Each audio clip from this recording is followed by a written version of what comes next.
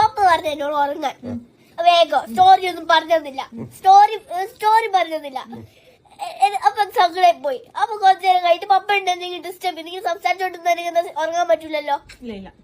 അപ്പൊ എന്ത് പറഞ്ഞു, വെറുതെ ടൈം വേസ്റ്റ് ചെയ്ത് അവർക്ക് പറഞ്ഞ് ഇടപെട്ട ആള് എന്നെ ഡിസ്റ്റർബ് ചെയ്തിട്ട് എന്നെ ഉറങ്ങാൻ സമ്മതിക്കുന്നില്ല, ഉറങ്ങാൻ പറഞ്ഞിട്ട് എന്നെ ഉറങ്ങാൻ സമ്മതിക്കുന്നില്ല. അത് ഫെയർ അല്ലല്ലോ. അതൊരു ക്വസ്റ്റ്യൻ ചോദിച്ചോട്ടെ, പാറുൻ എന്തിനാ ആംഗ്രി ആയത് പപ്പനോട്?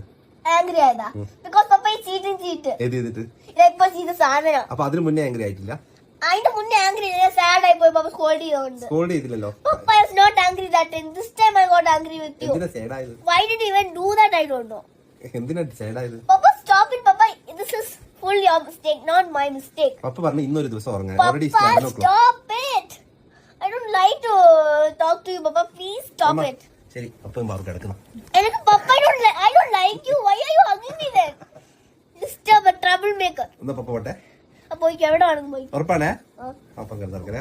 പപ്പ കിസും കിടക്കട്ടെ. ഓ ശരി. ശരി, ബൈ.